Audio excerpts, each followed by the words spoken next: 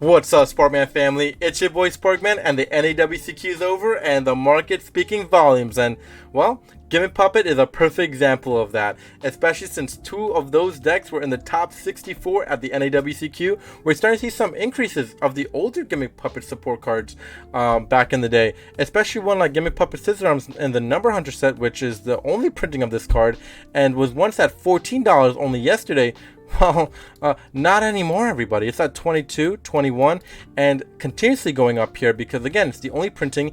And, yeah, if it does well at NAWCQ and continues to do well, we're going to only see Game Puppet start to, well, a lot of the cards start to increase in price, especially some of the older ones that are not really steadily available anymore, especially Gimmick Puppet Bistol. Yes, you can get your common copy for a really cheap price, right, under $1, but if you're looking to upgrade your deck and look all fancy and, get the super rare copy, you're going to have to pay. You're going to have to pay to play, because it's at $4 once. Nope, not anymore. It's at $13, $14 now for this copy. So, again, stuff starting to go up in the market for Game Puppets, so be aware of that. And we've talked about this even last week in Market Watches, where, we said if Game Puppets were to do well, stuff would start going up, and, well, stuff started going up.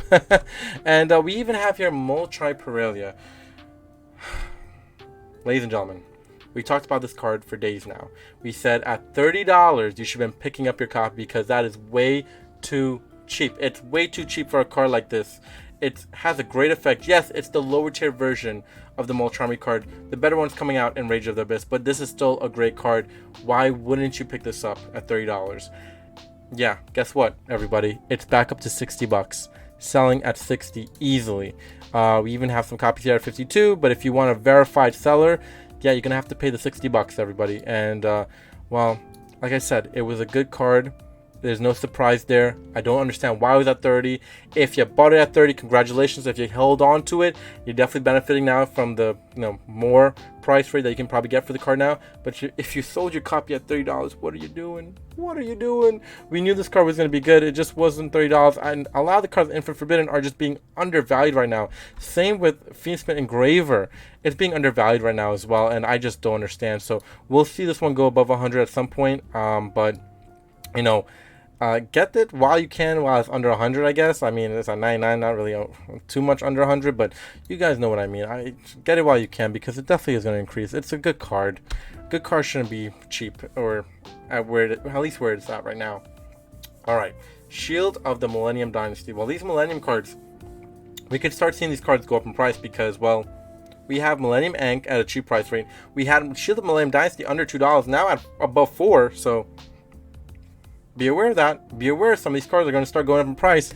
And I did see one of these decks do really well out of locals or something like that recently. So, just be aware that this deck actually could, make some noise as well. So, with this speaking volumes now above $4, that should alert you like, hey, maybe I should start picking up my copy while it's on the cheaper end of things, because it could be going up from there.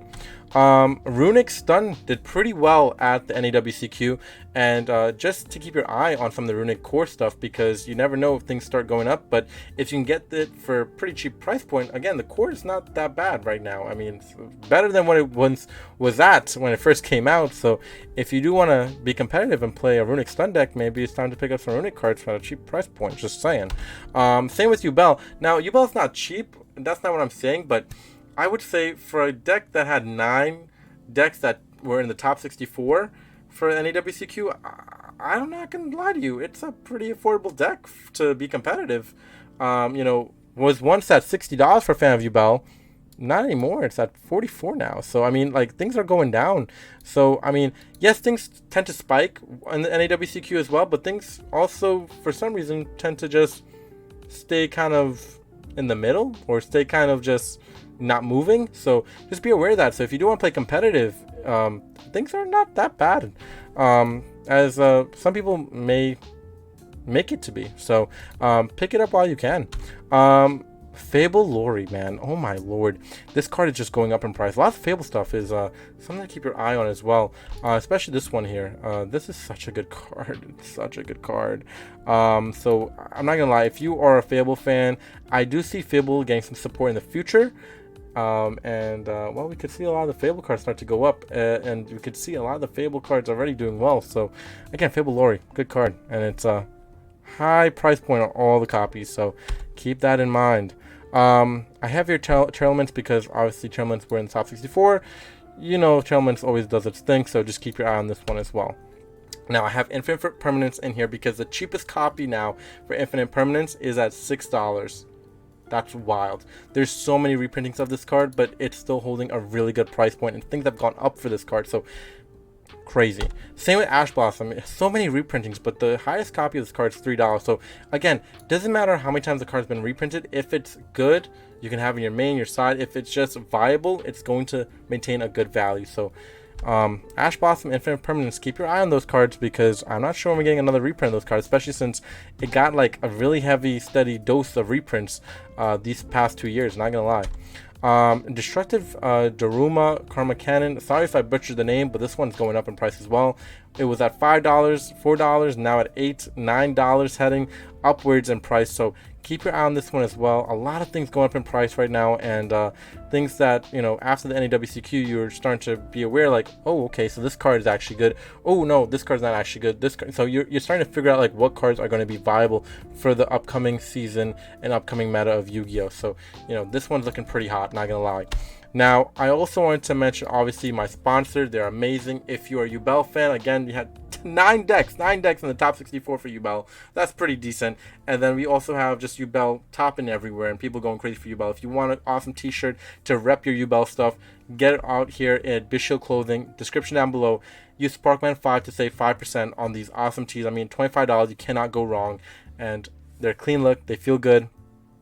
Trust me, everybody, you're going to want to rep your Yubel stuff as well. And they even have some other cool stuff here. So if you're looking for some cool Yu-Gi-Oh clothing and merch and everything, go check them out. Now, Bishiel. Bishiel is something to keep your eye on because I do see this going up in price, as well as Kashtira, baby, because people are starting to make some noise that this little baby right here, Kashtira Rice Heart, is going to be coming off that ban list.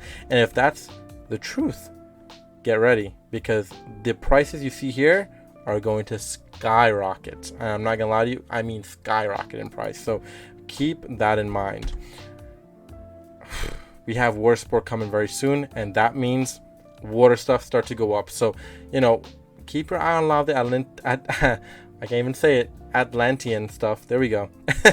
Keep your eye on this stuff because I do see this stuff starting to go up in price, especially if it becomes a viable deck, just in general. So just keep your eye on these things. Mermail stuff too, and then Fish Sonar. A card that's been going up and down in price, but for the most part going up. So again, a lot of water stuff getting some support in the newest set, Rage of the Abyss. So just be aware of the water stuff in previous sets start going up as well. So I want you to take a look at this card, Torrential Reborn, because I do believe this is a great card for water monsters, and I don't think a lot of people know about this, but I'm going to put you on right now. Torrential Reborn, take a look at this one. It's going to go up in price because I do believe people are going to start playing this one, and, maybe I'm wrong, maybe I'm just foolish, but I just think this is a great card, and I don't know why people are not playing this. And then we have here Blue Eye Spirit Dragon. Holy crap, everybody. Did anyone realize this was at $5 and now it's at $29? $25. That's insane, everybody. That's absolutely wild. So listen, if you are holding onto your copy, I'm not sure how much more this can go up, but yeah, pretty good, not gonna lie. Trishula is one I wanted to take a look at as well because, well, it's Trishula. It's always going to be viable in certain decks, and, well, it's a QCR and it's a pretty good price point, so I would pick it up while you can.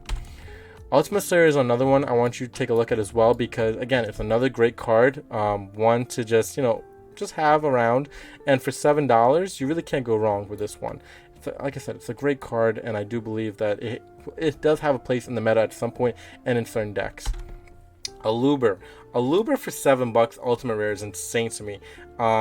I think this one's going to be definitely, or should be picked up, in my opinion, by you. If you see a copy that's, laying around your locals, pick it up. If you can buy one on here for $7, buy it. I just don't see why not buy Ultimate Rare Aluber. Aluber it's just always good, right? So might as well pick it up. And last but not least, Chamber Dragon Maid. I just wanted to go over this card because it's been going up in price.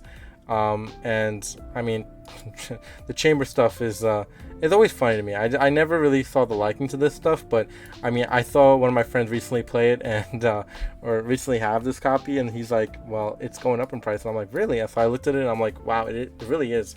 So if you have it, maybe it's time to sell it, because I'm not sure how much more it can go up, but it's definitely gone up since where it was at. So nice to see that as well. But that's about it for this Market Watch. I hope you guys enjoyed. Leave your comments down below. I want to hear what you have to say and what other cards you believe is going up in price. What other cards that I haven't covered that you want me to cover. And yeah, that's about it. Please subscribe and comment, and peace out, YouTube.